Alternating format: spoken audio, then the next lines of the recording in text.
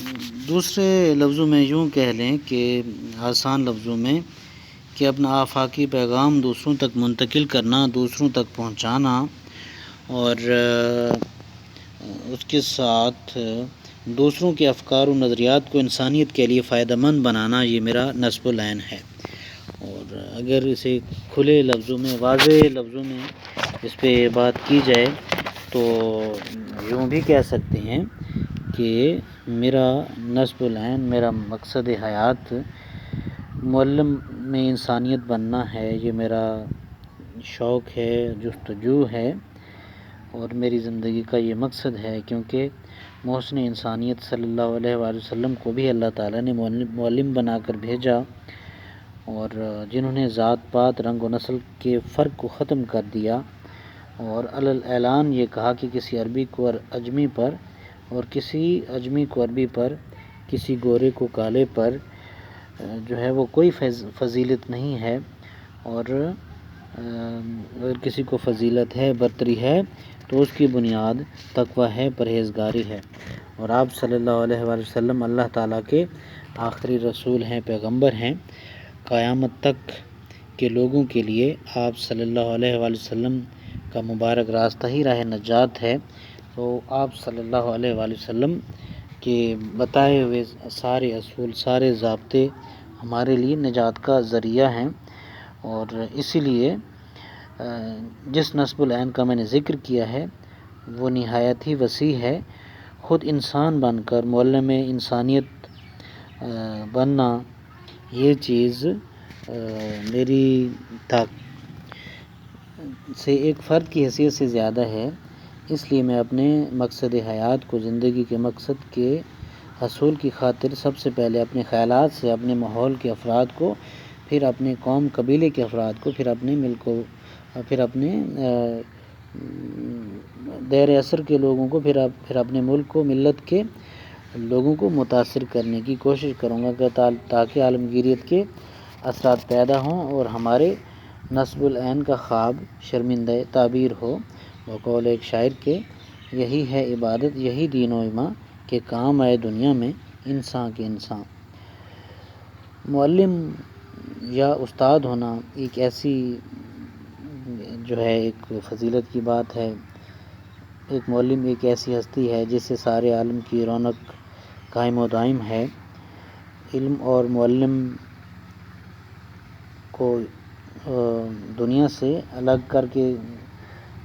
اگر الگ کر دیا جائے تو دنیا میں جہالت اور تاریکی ہی رہ جاتی ہے۔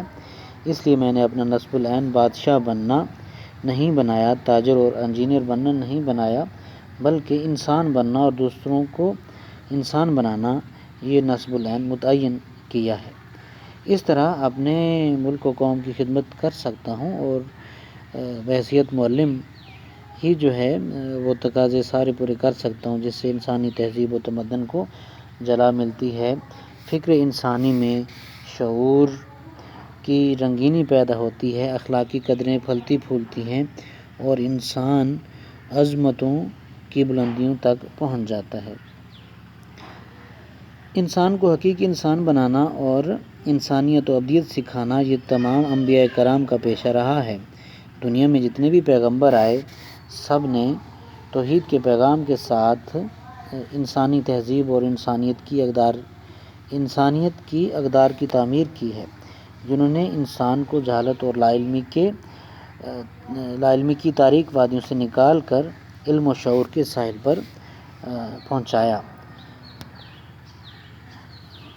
آج اگر دنیا کے حالات و واقعات پر نظر ڈالی جائے تو پتہ چلتا ہے کہ کس طرح ظلم و ستم کا بازار گرم ہے۔ انسان درندہ صفات سے لیس ہو کر دوسرے انسانوں کے خون کا پیاسا بن چکا ہے۔ انسانیت کی تذلیل ہر خطے میں اور ہر ملک میں ہو رہی ہے۔ دنیاوی کشور کشاؤں اور عالمی رسا گیروں کے ذاتی مفادات نے انسانیت کی قدر و قیمت کم کر دی ہے، بلکہ انسانوں کو بھلا دی ہے۔ انسانی خون کی ارزانی اور سامراج کے کبھی ہتھ کنڈوں سے انسانیت کے شرف کو بھلا چکا ہے۔ بد امنی، قتل و غارت اس دنیا کا شیوا بن چکی ہے۔ نہ کسی کا مال محفوظ ہے اور نہ ہی عزت کی حفاظت ہے، نہ ہی جان کو امان حاصل ہے اور نہ ہی انسانی حقوق کا تحفظ۔ یہ سب اس وجہ سے ہے کہ انسانیت کے حقیقی مقام اور مرتبے کو پس پشت ڈال دیا گیا ہے۔ اگر ہر انسان اس بات کا پختہ تصور کر لے کہ دنیا میں گوشت پوست کے بنے ہوئے تمام افراد روبوٹ نہیں بلکہ میری طرح چلتے پھرتے ہیں، انسان ہیں، ان کے بھی ویسے ہی حقوق ہیں جیسے میرے حقوق ہیں، ان کے سینے میں بھی ایسے ہی خواہشات جنم لیتی ہیں جیسے میرے سینے میں خواہشات کا انبار ہے، ان کے دل بھی دھڑکتے اور غمی و خوشی سے متاثر ہوتے ہیں جیسے میں غم اور خوشی کو محسوس کرتا ہوں، تو دوسروں کی عزت و توقیر ہونے لگے اور انسانیت کی اقدار کو تحفظ ملے گا۔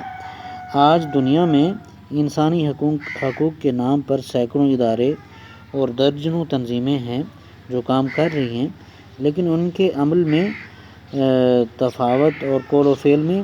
تضاد کی وجہ سے یہ پیغام انسانیت تک نہیں پہنچ پا رہا۔ اس انسانیت کے پیغام کو گھر گھر، ہر گلی اور بازار تک پہنچانے کا واحد ذریعہ اسلامی تعلیمات ہیں۔ اسلام کے ذریعے آپ صلی اللہ علیہ وآلہ وسلم کے بتائے ہوئے راستے کے آپ کے مبارک طریقے کے ذریعے ہم دوسروں کو انسان سمجھنے اور انسانیت کی قدر و منزلت کا ہم بخوبی اندازہ لگا سکتے ہیں اور اس حقیقت کو دنیا پر واضح کر سکتے ہیں۔ دنیا کے کسی قانون اور دستور میں اتنی جامعیت اور کشش نہیں ہے کہ وہ لوگوں کو اس طرح متاثر کر سکے، لہٰذا ہمارا سب کا نصب العین یہ ہونا چاہیے کہ اسلامی تعلیمات کی روشنی میں خود صحیح اور حقیقی انسان بن کر دوسروں کو انسانیت کا درس دیں اور حقیقی انسانیت کی تعمیر کرنا یہی ہمارا نصب العین ہے۔ اس سے دنیا میں امن اور خوشحالی کو فروغ ملے گا، اسی سے انسان کی قدر ہے، اسی سے رنگ و نسل کے فاصلے کم ہوں گے، اسی سے طبقاتی تفریق ختم ہوگی، اسی سے ہی انسانیت کے دشمن عناصر کے حوصلے ٹوٹیں گے اور اسی سے ہی حقیقی انسانی اور فلاحی معاشرہ تشکیل پائے گا جس میں دوسروں کے تمام حقوق کا تحفظ ہوگا اور انسان کو وہ مقام ملے گا جس کا وہ مستحق ہے، کیونکہ اللہ نے اشرف المخلوقات بنایا ہے اور انسان کو وہ تمام عقل و شعور کے تمام حوالے انسان پر وا کیے ہیں جن کا انسان جو ہے وہ مستحق بھی ہے اور اس پہ ذمہ داری بھی ہے۔ تو جس طرح شعر بھی ہے، اپنے لیے تو جیتے ہیں سب اس جہاں میں ہے زندگی کا مقصد اوروں کے کام آنا، اور یہی ہے عبادت یہی دین و ایمان کہ کام آئے دنیا میں انسان کے انسان۔